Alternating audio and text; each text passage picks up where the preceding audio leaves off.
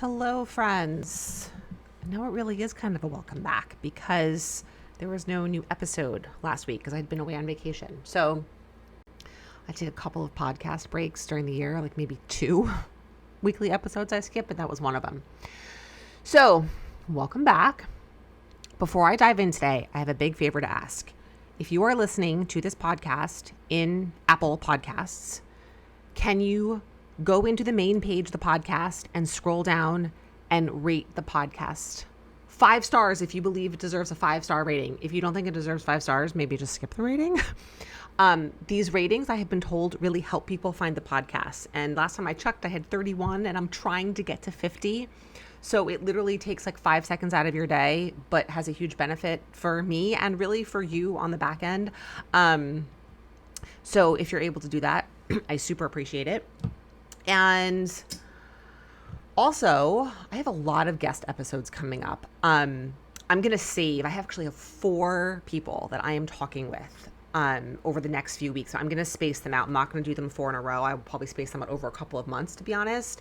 They are all, there's a little tiny spider hanging from my screen. They're all awesome. One of them is going to be specifically about perimenopause, weight gain, fat loss, exercise. You're going to love it. Another one is going to be about like AI and ChatGPT and coaching and when should you use AI and when should you not. And another one is, oh my God, with an amazing therapist who has taught a class at GW on the history of diet culture. And she actually focuses a lot on body image in her therapy work. And I'm super excited to talk to her. She is like kind of like an academic in the body image and diet culture space. I'm really excited to learn from her. And then the other one I'm going to keep as a little surprise because it's for, has to do with a really special event that I'm doing in person in the fall, a little mini retreat, something I've never done before. I'm doing it with another coach. It's going to be fucking awesome. And we're going to talk about it on the podcast. So that stuff is going to be coming up soon-ish. Okay, today I'm circling back around to an episode that you guys had requested a couple of weeks ago. And that is around my newfound, rekindled or restarted relationship with running. So I have been talking about this on Instagram for a while because I started running, honestly, guys, I don't even remember. I think it was late last summer into the fall. It was definitely over the winter because I ran a lot in the cold weather, which I shockingly enjoyed a lot more than I thought I would. I actually like it better than running in the heat. Excuse me. And I wanted to talk about this because for the first time in my life, and I just turned 46 a couple weeks ago, I am running not to try and lose weight or change my body. I am running partially because I am enjoying it, although I don't enjoy every run that I do. And I'm also not at the beginning of a run thinking to myself, oh, yay, I'm so excited to go do this, which leads me into one of the other reasons why I'm doing it, which is a very, very important form of self-care. And not to use an overused term, but to be more specific about this, there's a mental component to this and there's a physical component to this. The mental component is challenging myself to do something, that I don't always want to do, but that feels physically challenging, right? And getting the mental proof, the evidence that I can do physically challenging things with my body. That is a highly underrated, overlooked thing, for lack of a better term, that exercise can help us with. Now, this is not to say that every time you do a workout, you need to do this ridiculously hard thing just to prove to yourself you can do hard things. No. But weaving in more challenging workouts for the mental component, there's a ton of benefit to that because then it carries over to other parts of your life in terms of knowing that you have the capacity to do hard things. I'm not saying that running 3 miles is the same as like dealing with like grief or trauma. I'm not saying that. And also, I'm not saying it's not at all usable. So our brain doesn't exist in silos of things. And there's also the piece of this where walking and running in some form can also just help in terms of like all the, and this is biochemistry that I am not familiar with at all, but there's lots of research that shows us that cardiovascular exercise plays a role in mental health, right? So if you are someone who suffers from depression, or even not even say like clinically diagnosed depression, but just like feeling blue, feeling sad, feeling down, that cardiovascular exercise can absolutely help. It doesn't have to be in the form of running. Then there's the physical piece. That for me, in terms of taking care of my body, taking care of my heart, knowing what's coming for me with perimenopause, and just wanting to get my body into as good of a place physically as I can.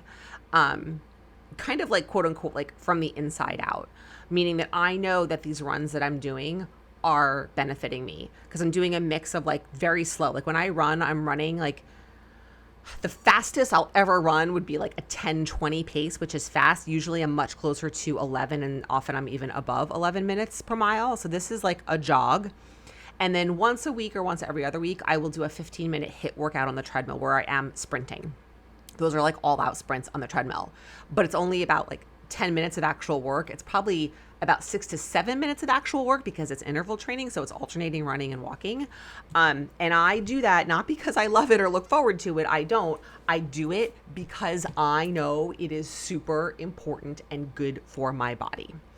I know that it's helping improve my insulin sensitivity. I know that it's helping improve my bone density because running has a greater impact than walking. I know that it's affecting, and I've learned this from my friend Gina, who's going to come on the podcast, like my mitochondria and the way my body is using energy and the way my body is using and storing fat, right? There's a lot of, it's very complicated, but I am running because I know it is really good for me. And so on the days when I don't feel like doing it and I don't want to do it, I have to talk myself through that, right? I have to go through that conversation of why. I have a why. And again, some people are like, oh, the why thing is so dumb. You're not actually going to think about that. Well, you know what? When you really don't want to do something that you've committed to doing, coming back to why you're doing that thing actually is really helpful. How else are you going to get yourself to do it? Because you're not going to feel fucking motivated. I can tell you that. Like the number of times that I feel like just motivated to go for a run, maybe like 40 to 50% of the time. But I follow through like 90% of the time. Because I think back to like, I'm going to feel better when I'm done. I think about my future self. I think about my future self 20 minutes from now, 30 minutes from now when I'm done with that run. But then I am also thinking of my bigger picture future self. And at 46, right, like I'm sure I'm in some form of perimenopause, but I'm still getting a regular period every 4 weeks, which for someone who didn't get a period for basically most of her adult life is like kind of wild and fascinating. And to be honest, like I really thoroughly enjoy it because I've only experienced that for the last 3 years of my life. Last 3 years of my life are the first time I've gotten a regular period ever in my entire life since I was 13 and got my first period. If you guys are curious about hearing about kind of my story with PCOS, let me know. I'd be happy to do an episode about that because I was diagnosed in 1999 before everyone and their mother was talking about PCOS on the internet. Like, you know, it wasn't a thing. And I know like my dermatologist figured it out. Anyway, separate story. So, but I've talked about, you know, some of the things I wanted to talk about today. This is not just like the preface to the episode, 8 minutes in, don't worry.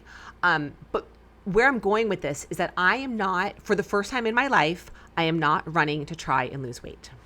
And that is why I have been able to be so consistent with it for nearly a year, coming up on a year-ish, right? Maybe it's like 10 months or 11 months.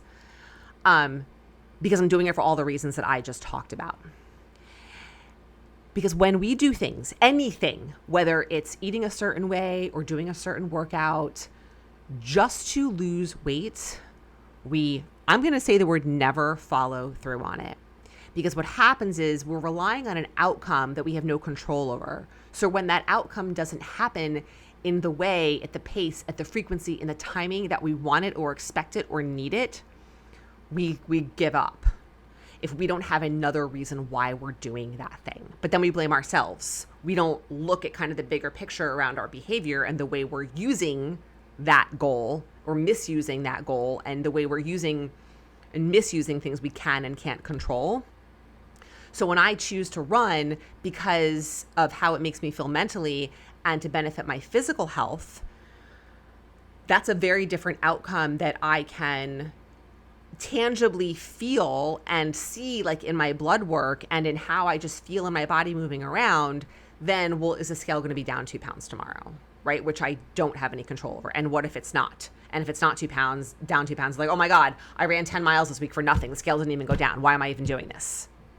Right? Whereas if I know that I'm running because it helps my mental health and it helps me know that I can do hard things, and I know that it is benefiting me in both the immediate and the long term and preparing my body for what's coming, I know that I'm getting that kind of like no matter what. And so I'm not relying on this thing to tell me, this thing that I can't control to tell me that what I'm doing like isn't working. So I think that's just something so important. I've talked about that before, right? That what the scale does is something we have zero control over. And I know that's like something that feels really hard to kind of sit with. And you might even like push back and like, what do you mean we have no control? Like, you have no control if the scale goes up or down, right? If you did, like, you wouldn't have a fucked up relationship with the scale, right? If you did, you wouldn't step on the scale and be nervous about, is it going to be up or is it going to be down? If you did, you wouldn't get on, see the number go up and be like, fuck, and panicked and have it ruin your mood for the day, right? Because if you could control the scale, it would always go down.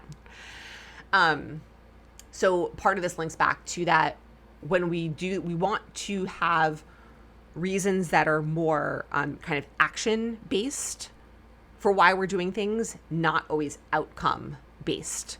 Things that make us feel good in the moment, that we can link to kind of an immediate benefit in terms of how we feel internally versus some external measure of our health, right? Like, you know, I get blood work done every 6 months. I don't know what my blood work is going to say 6 months from now, right? So I'm not putting all my running eggs in that basket that, oh, it's going to continue to improve things, and most things are pretty good. But I also know how I feel in my body, and I can see myself, my cardiovascular conditioning kind of improving, right? So I have those benefits where I know it's directly impacting my physical well-being and my physical health because of what I feel from the inside. I'm not necessarily always relying on this external measure or data to tell me that. So, and again, like circling back to, I always ran for weight loss. The only time I don't remember running for weight loss, so the first time I really ran would have been, it's actually so funny because this is exactly Ben's age. Going into my freshman year of high school, I started playing field hockey. And the coach gave out like a printed plan that you were supposed to start doing over the summer. Field hockey is a fall sport, in preparation for training. And my mom, being my mom, got a hold of this thing and made sure that I followed it to a T. She wasn't one of those moms that was like, oh, here's this thing, and like, this is your sport and your thing, so you go off and figure it out on your own. Like, no. So if there was like, run 2 miles on a Tuesday and then run 3 miles on a Thursday, she was like, did you run your 2 miles? Did you run your 3 miles?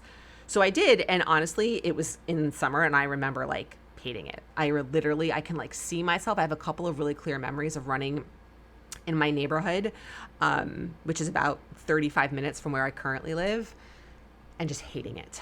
And so right off the bat there was kind of like a negative association. One, because I kind of felt like I was being forced to do it. I hadn't played on this team. I didn't really know like what was going to be the outcome of this. And then in college, so I gained my kind of like big first weight gain was during my freshman year of college. Not because it was the freshman 15, because it was really the like really big onset of PCOS, which I had, but prior to that, my symptoms had really been through really bad chronic acne. I was on 2 rounds of Accutane. One was in high school and one was in early college. That was really how my symptoms were manifesting. And I had been on lots of other medications to try and control different things, but I gained a lot of weight my freshman year of college. And during college, I ran a lot to try and deal with it. And on the treadmill, outside, and it was just always about losing weight. And I remember running and then coming home and like weighing myself and always hoping that the scale would be lower after a run. And very often it's not lower after a run, just like it's not lower after you strength train, because your body will sometimes like retain water and your muscles are like holding on to water, and for all different like biochemical reasons. But anyway, so it would kind of come and go, right? If I would hit like gained a couple of pounds, I would really push myself on the running. And if I lost a couple of pounds, I would back off, but it was always linked to that. So I was never consistent with it. And it was just always miserable. Again, like I don't always look forward to running now, but I never dread it. I'm never like, oh my God, I have to go fucking do this. I would never feel like if I don't run, that I'm going to have to like change what I eat, or that there's going to be some sort of like mental price to pay. Like that never happens now, but it used to happen all of the time. And I remember even into my early 20s when I was living in the city, one of my really good friends at the time worked for a consulting company. A lot of my friends after college, a lot of them all went to work for consulting companies. And so they were really good at building like models in Excel. I mean, like next level shit that I never understood. And he built me a model for running, meaning it was kind of like probably like what ChatGPT could do for you now, but it was in Excel. And basically it kind of plugged in a program for me where I could enter in like how far I ran and what time. And then it would kind of like track it for me and sort of like recommend, oh, this is what comes next, right? This is what your next run should be. And I don't like, this is over 20 years ago, so I don't have lots of detailed memories. But I remember it enough that I remember asking him to make this for me as a way to kind of hold myself accountable, again, because I was trying to lose weight, right? I was like 23, 24 at this time, trying to lose weight. It was always, always, always about losing weight. I was never interested in running a race. I was never interested in my cardiovascular health. I didn't give a shit, not that I didn't give a shit about my health, but I wasn't thinking about my health and my bone density and my heart health in the way that I think about it now as a 46-year-old. It was always, always, always about losing weight. And I never could stick with it. I would run for like 3 or 4 months and then give it up.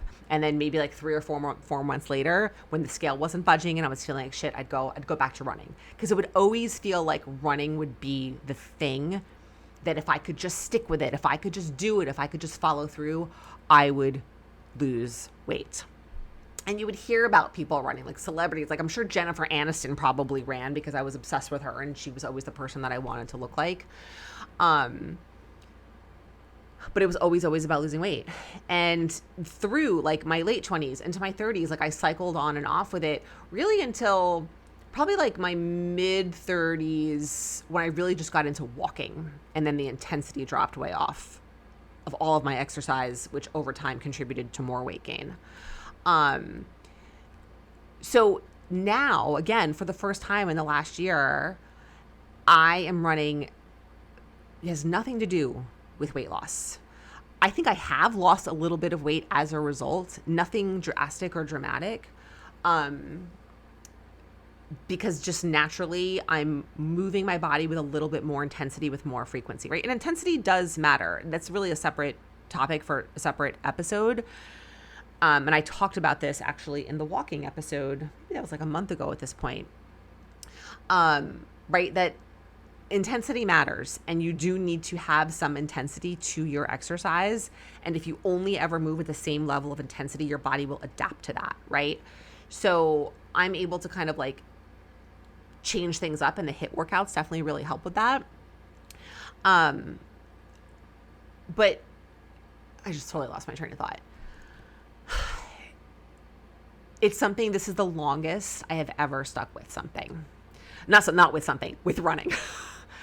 And for something that I have such a long and quote unquote storied history with, going back to the time when I was 14, where I was being forced to do it because of field hockey and because my mom was like on my back. And then after that, it was always about losing weight. It is not a coincidence that the first time that I'm sticking with it for a significant period of time is because it's not linked to weight loss. It's linked to reasons that are much more connected to my values and what actually matters to me as a human being. And that's kind of like really what I wanted to talk through here. And I think that that is true for anything. I think nobody has to run. Nobody has to do anything. There are certain things. Like I do think that strength training is kind of a non-negotiable. I really do. I don't think running is a non-negotiable.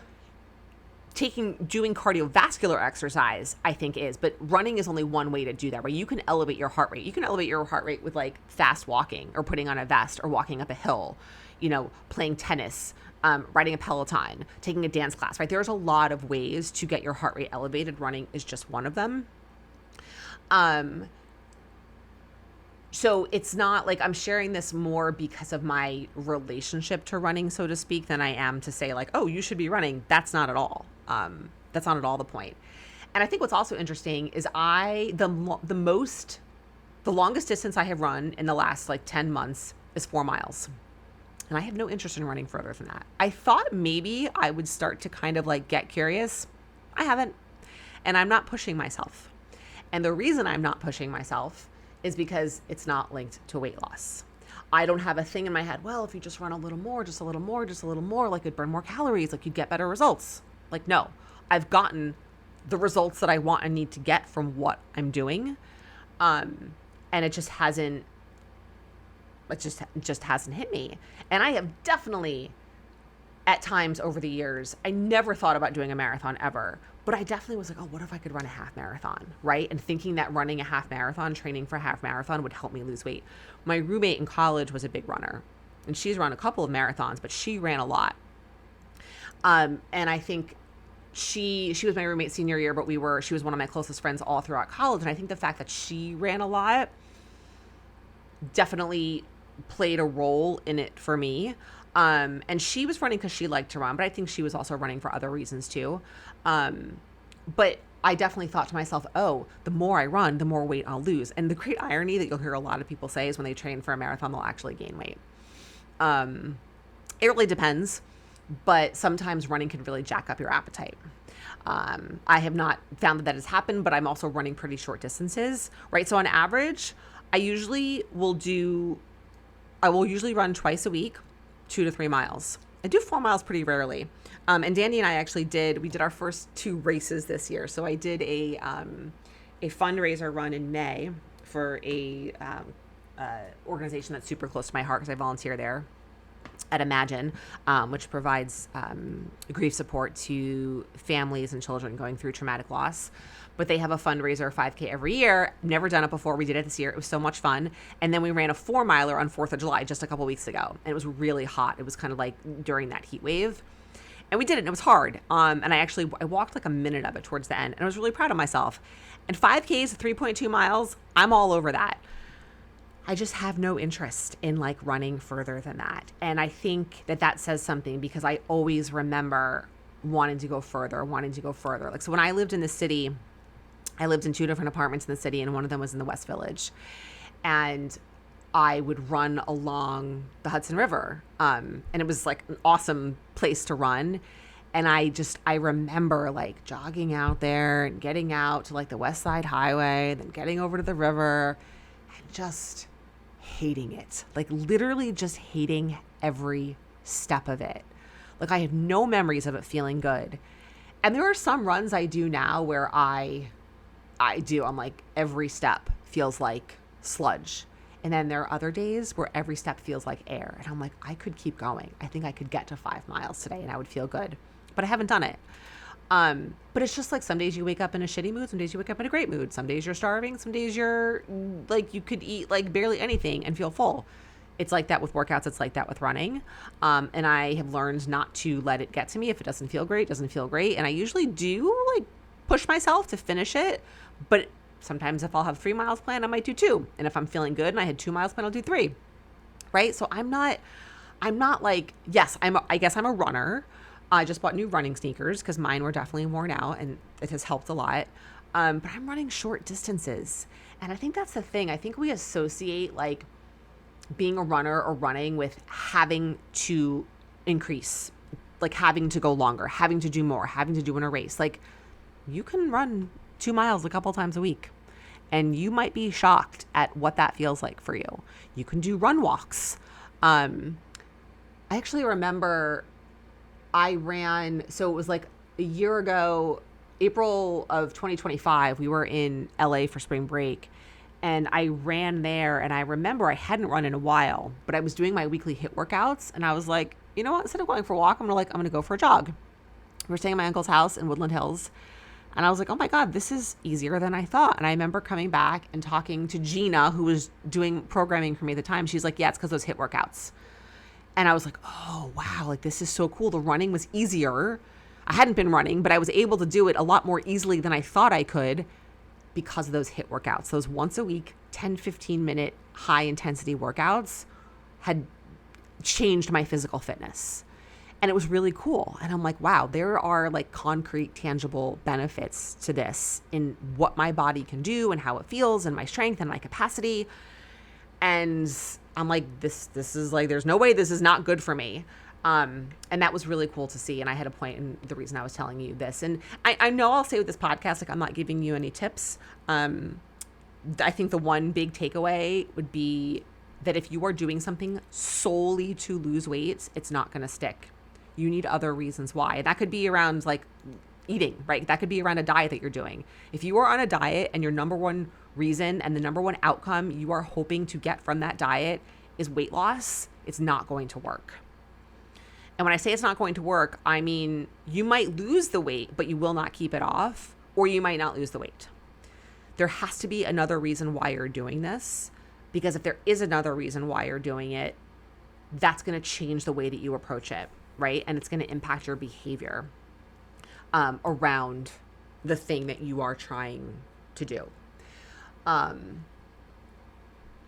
Weight loss can be part of it. That can be an outcome that you want. But if it is the only or if it is the primary, that's where things they go downhill very fast. And I would challenge you to think about that, right? Think about anytime you've done an exercise program or done a diet, and the primary or only reason that you've done that thing was to lose weight, what was the result for you? And I mean the short-term result, and I mean the long-term result. I think it's an interesting kind of like thought exercise. And what are other reasons for you to exercise? What are other reasons for you to change what, why, and how you're eating? Aside from wanting to lose weight, is it around other aspects of your physical health? Is it other aspects of your mental health? Is it around food noise or body noise? Is it around building strength in your quality of life? Is it around wanting freedom and flexibility to be able to do certain things? Is it around aging well? Is it around setting an example maybe, or, connecting with your family or your kids? There are many, many reasons out there. Could it be for like enjoyment, right? There are many, many reasons and outcomes that we can get from exercise and from what we eat and changing the reasons reasons why we're eating and how we're eating and what we're eating. So that would really kind of be the big takeaway from this. The running is just sort of a way in. And I think, so a woman that I chat with a lot she had mentioned when I had done a survey around this, she had sent me a DM. And she said, as women, I think we all have a very interesting relationship to exercise. Were you sporty as a kid? Was exercise fun for health and courage? Was it something like when I was growing up, boys did more than girls? How do boobs influence the decision to run or not to run? How does running play into joy, fun, health, not weight loss, right? So I definitely talked about that last piece. And I think I talked about like the field hockey, and I was not like a great athlete by any means. I sat the bench for most of the 4 years of high school, but also loved playing. And I'm still close with my 3 best friends that I met playing field hockey when I was 14.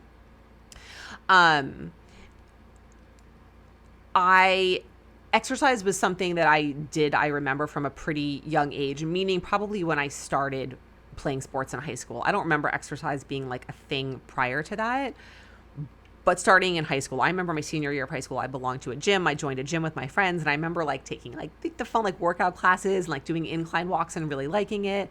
And then in college, primarily probably because I had gained so much weight, exercise was a way that I was really trying to manage it. And my dad was a big exerciser. So interestingly, my dad has worked out my entire life. My mom is not an exerciser.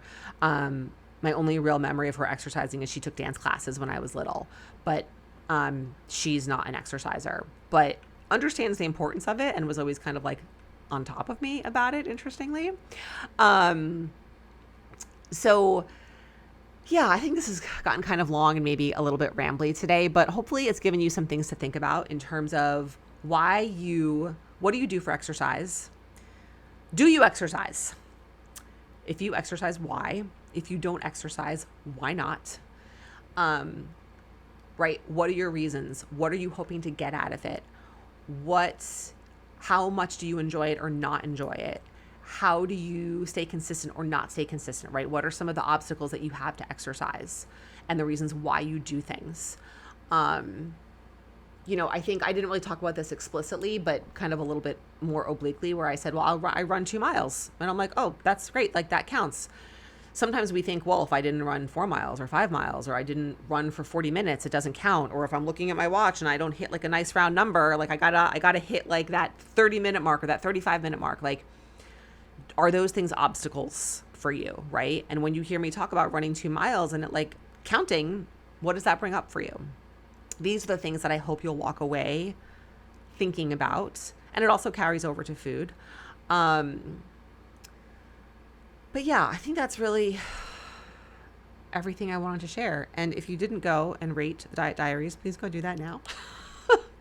I'm hoping to get to 50 really soon. But that's it. I'm going to wrap it up. Thank you for listening. Next week's episode probably will be a guest episode. TBD which one, because I have all these conversations coming up and I'm not sure in which order they're going to happen. But thanks for listening. I just said that. You guys are awesome, and more soon, as always.